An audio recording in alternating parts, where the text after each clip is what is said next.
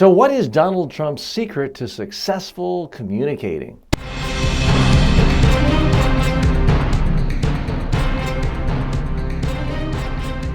Speaking, the show about effective speaking in public, to the media, at work, and in life. Speaking with TJ Walker. Okay, folks, a couple of caveats. I am creating this podcast and this video and this program today on March 3rd, 2016. So at this particular time, Donald Trump has won most of the Republican primaries so far, is way ahead in the delegate count, is way ahead in all the polls. I do try to design these podcasts and these video shows so that they are evergreen, meaning there are certain principles here that if people go back to it and listen or watch it 2 years, 5 years, 10 years later, they'll still learn something. And it's not just commenting on the news of the day. So I'm well aware that 6 months from now, a year from now, Donald Trump may have done something to make people conclude he's the worst communicator of all time or the worst politician of all time. So having hedged my bets and cleared my throats here, let's hop right in, because I am asked constantly by clients, friends, family, others, what is the secret to Donald Trump's success as a communicator? Because he has risen to the top of the political pecking order in the GOP. He has bested very serious political opponents who've had decades of experience in high national, state, federal offices. And he's done it primarily because of his strength as a communicator. So I do think it behooves us to look at what he's doing, what's working for him, and also what is transferable to others.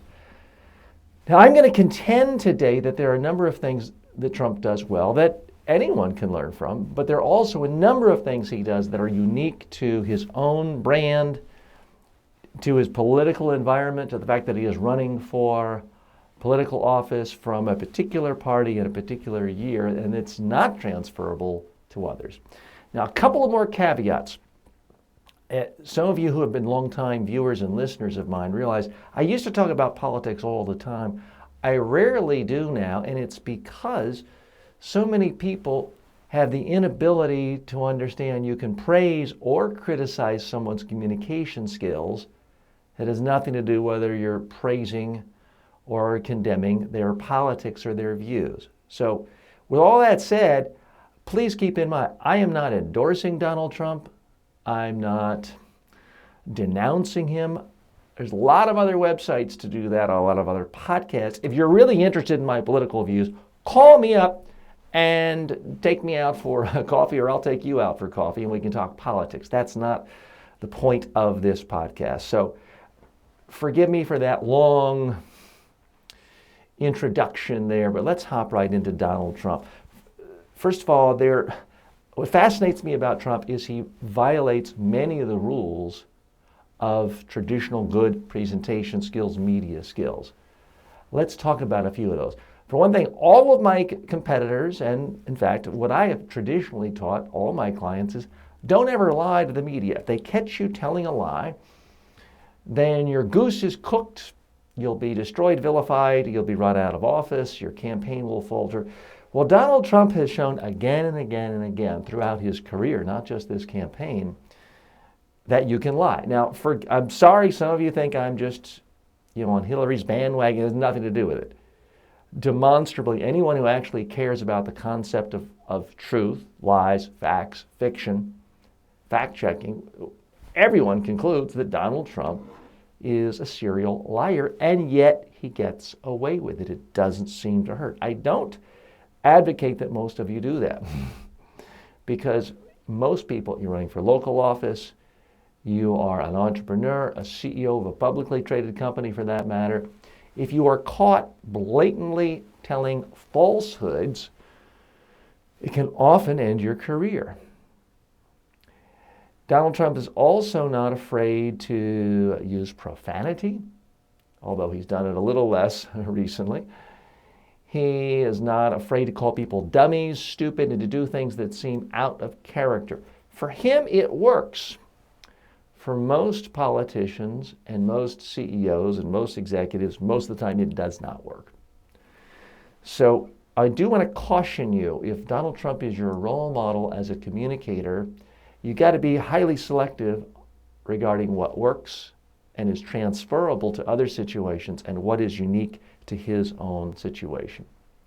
So let's start off with some of the other things that he does that may or may not work for you. His followers like to say he's not politically correct. He says what he thinks.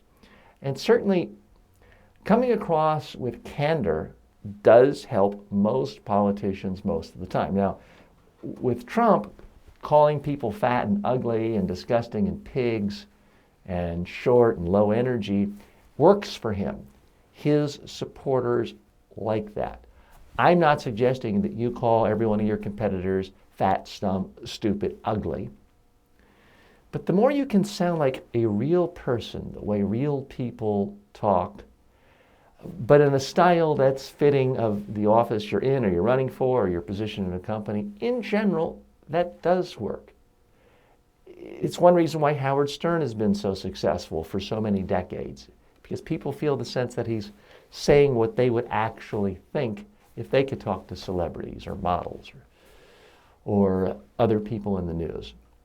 Donald Trump does benefit from that. Something else he does extremely well is maintain consistency. He has a brand. Now, like a lot of you, I've followed Donald Trump since the 1980s when he first really hit the national scene with his Art of the Deal. But truth be told, he has been a major media hound since the early 1970s. And he was profiled in the New York Times in 72 or 73 for the first time. So he's been around a long time, and he is consistent. He has consistently said, I'm great, I'm rich, I'm wonderful. Everybody else is sort of a dummy. Don't you want to be like me? And you can debate whether or not those are good messages.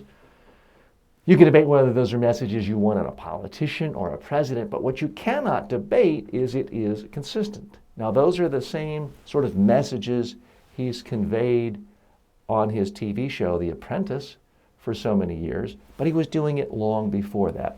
And the consistency comes down to image and how he looks, too. He basically has the same hair style that he had back in the 80s and even the 70s. So he takes a lot of grief for his hair, but it obviously isn't hurting him too much. He's very, very consistent with his image. And you don't see him in casual wear one day, a sports jacket, another, a bathing suit one day. You pretty much always see him in a traditional full suit, not a sports jacket, a full dark suit, a tie. His tie is long, it elongates his body, takes emphasis off of a little girth there around the midsection. And his suit is generally always perfectly tailored. So it's a consistent image that he's using to try to convey, I'm success, I'm rich, I'm powerful, and I'm successful. I'm not suggesting you always wear Brioni suits when you're giving a speech, but there is some value in having a consistent image so people just feel more comfortable with you. Certainly many of his supporters in the political campaigns are supporting him because they feel like they know him and they know who he is and they know what he's about, even if they haven't read a particular position paper on an issue that they might care about. Other things he does well. He has a core message that has worked well for him for 40 years. Therefore, it was easy to translate that message into all of his campaign speeches. His message is essentially, I am a ruthless winner. I'll do whatever it takes for me to win. That is his message. Again, some of you can find that an appalling message. I'm not endorsing that message, but it is a clear-cut, consistent message that he's delivered not just in the last 6 months on the campaign trail, but for really 40 years. Certainly for the dozen or so years The Apprentice has been on the air, that has been the message. So when he went to the campaign, it was a minor tweak. It was basically, hey, all of you know me as the guy who's a ruthless winner who knows how to get the deal done to make myself rich for the last 40 years. I'm now going to do that for you. And for those who don't look at the fine print too closely on his actual business successes and failures, that is a message that worked. Other things he does well. He is funny. And folks, again, I'm not endorsing Donald Trump, but there is simply no doubt about it. When he mocks people, when he ridicules people, he sometimes does it in a vicious, mean-spirited way, but sometimes he does it in a highly funny way. Comedians like John Oliver have commented that indeed Donald Trump is highly funny.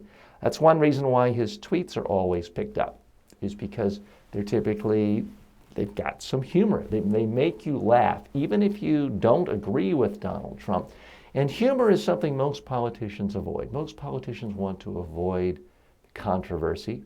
And so much of humor is about making fun of someone and attacking someone, and that creates controversy. So that's one way he stands out.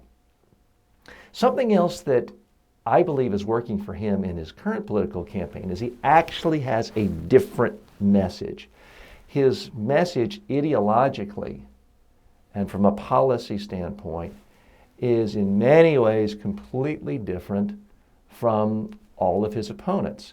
Not just the ferociousness of his anti-immigration policies, but the fact that he's not spending a lot of time talking about tax cuts, less regulation, and protecting America abroad and starting more wars. His policies are very, very different from George Bush and Marco Rubio and Ted Cruz. And anytime you're communicating in a crowded field, and initially there were 17 prominent Republican candidates for president, when you have a different message, and it's a message that there's an audience for, it's going to help you communicate. It's going to cut through the clutter, and it's going to stand out. And I believe that because his message is actually so different from what a lot of the other Republican politicians are saying, that's why it's standing out. Something else he does extremely well, he can be short and pithy. He's not someone who's going to stand up and give a 2-hour speech on foreign policy. You can say that might make you less comfortable with him as president, but in the age of Twitter, he can put in 140 characters, short, pithy comments where he instantly tries to destroy anyone who's criticized him, and he tries to get out his own positions. He does it extraordinarily effectively because he understands not everyone wants to hear a politician give an hour speech. Sometimes you have to sum it up in 10 seconds. And that is the beauty of becoming a real master at Twitter in 140 characters. Just a sentence or two forces you the discipline of being pithy. Now, the number one thing Trump does that helps and hurts him, and in this particular political context certainly appears to be helping him, is he attacks. When you attack, you generate controversy. You generate interest. You attract news media attention. You get people to pay attention. You sound different from other politicians because most politicians want to play it safe. They want to say the same pieties, things that have been poll tested and that they know have complete resonance with their audience. Donald Trump doesn't do that. He's not afraid to attack former GOP standard bearers like Mitt Romney. He's not afraid to attack John McCain. He's not afraid to attack a lot of things that people feel like you can't do that. And the interesting thing about it is he does it in a non-ideological way. He's certainly viewed by most American pundits as now conservative and authoritarian and in many ways far right. But when you look at many of his attacks that have gotten so much media attention, you cannot position them to the far right on the ideological spectrum. So, for example, when Trump says that, why are we saying George W. Bush protected us? You know, he was the president during 9/11. More Americans died on U.S. soil during George Bush's presidency than any other president. You know, he didn't protect us. He deserves blame. That's something that conservatives simply never say. It's also something that most moderates and even most Democrats don't say. That is seen as a critique more common with far left political spokespersons. And that's what makes him unpredictable. A good communicator is someone who is interesting, and part of what makes someone interesting is a little bit of unpredictability. And that is certainly something that works in his favor. But the basic principle of attack, when you say this person's a dummy, all the politicians in Washington are fools, idiots, tools, it generates huge media attention, and you are essentially singing music to a lot of voters out there who feel exactly the same. Am I telling you to run around attacking your competitor or other people in your company or every city councilor you work with? No. What I am saying is that when you attack in a speech, in a media interview, you get a lot more attention, you cut through the clutter, you're going to have a lot more people hate you and dislike you, but you are going to attract people. Now, you've always got to figure out that balance. In politics, if you're running with 16 other candidates, or even with 4 other candidates, if 75% of the people hate you, but 25% love you, well, you can still come in first place in a primary. If you are the CEO of Coca-Cola and you want the whole world to drink your product, you can't necessarily play that strategy. You can't run around saying, well, Pepsi tastes like poison and you'll die if you drink Pepsi.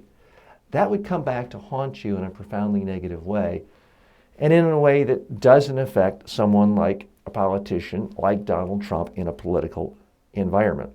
Folks, I'm going to go over more strengths of his. He is a fascinating character, whether you abhor him and think he is a demagogue of the most vicious, virulent strand, or if you think he should be a president of the United States, he is no doubt absolutely fascinating. We're going to go into this in more detail in just a moment.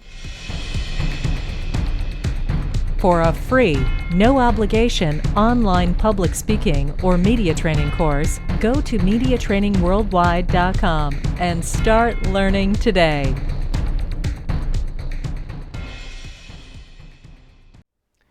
Other things, and I got to be careful of the time here because I could talk about Trump for hours, if not days.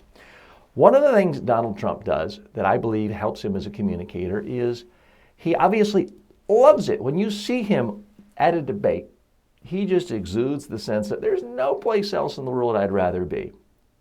When you saw other competitors of his, especially someone like Jeb Bush, when he was on the debate stage, looked like he would rather be anyplace else.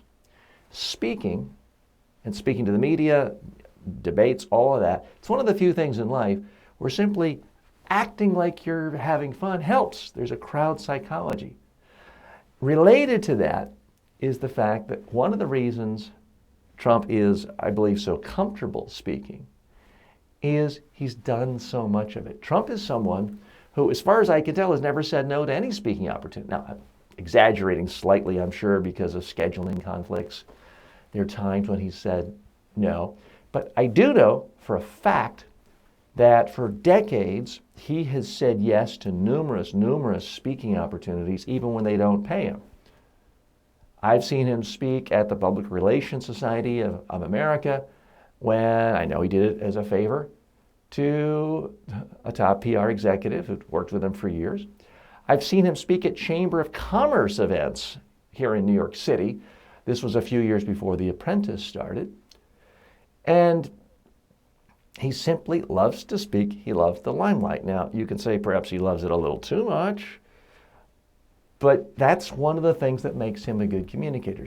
In that sense, you could make the case no different from that one habit I'm talking about from Martin Luther King or Bill Clinton, because both of them spoke or speak 300 speeches a year. Donald Trump speaks a lot. And he certainly is not someone known for turning down a lot of TV opportunities. when you see him speak, and I remember this from 15 years ago, 10 years ago, he would tell the same stories. He loves telling this story about how in the 90s he's walking down the street and the particulars change. Sometimes it's with Marla Maples, sometimes with different wives, sometimes the story's with his daughter. He was walking down the street and the wife or the daughter, depending on how he's telling it, says, "Oh, look at that homeless bum over there." And Donald says, "That homeless bum is worth $8 billion more than I'm worth." "What do you mean, Donald? That bum doesn't have anything." "That's right, because I'm $9 billion in the hole." It's basically the story he tells, some version of that. Now, you can debate whether or not that story reveals positive or negative traits about him. But what struck me is he's used that story so many times, and he realizes that when he's giving a speech, he is giving a performance. He gives people what he thinks is his best. He's not coming up with lots of new stuff, new policies, new substance every time. That's actually a good thing as a speaker. The final thing that he does well is when he speaks, he conveys the sense of complete, utter confidence. Now, you could say the same of con men, but you could also say the same of the greatest leaders in the history of the world. When you saw or heard Winston Churchill speak, you didn't get a sense that there's a lot of doubt in his voice on what he wanted the Allies to do during World War II. To that extent, it is exact. And folks, believe me, before you start with a hate mail, I'm not saying Donald Trump is a Winston Churchill. But with respect to confidence, what Trump does extraordinarily well is he speaks with absolute confidence. You look at his body language, you look at his eyes, you look at his head, you look at his hands, and everything says, "I'm right. I can't believe how right I am." You never get the sense that he's thinking, "I might be wrong," or "I'm not quite sure about this," or "maybe this isn't a good idea." Because if you express doubt in yourself when you're speaking, you're going to destroy your credibility with your audience. Let other people attack you. Certainly plenty of people attack Donald Trump, but when you're speaking and putting your ideas out there, you're much better off exuding the sense of confidence in your own ideas. Now, it can be done without coming across as arrogant. Certainly many of those consider Donald Trump, myself included, to come across extraordinarily arrogant. But if you had to choose between being too confident and some people thinking you're arrogant versus coming across as insecure, I would not go the insecure route. Folks, we'll be talking about him, I suspect, for years to come. He's been on the scene as a communicator for more than 40 years, and something tells me we'll be covering him again. If you do have questions, or for that matter, disagreements with my analysis, feel free to share it to me on Twitter @TJWalker. You can post your comments on the blog at MediaTrainingWorldwide.com. As always, may all of your presentations in life be a huge success.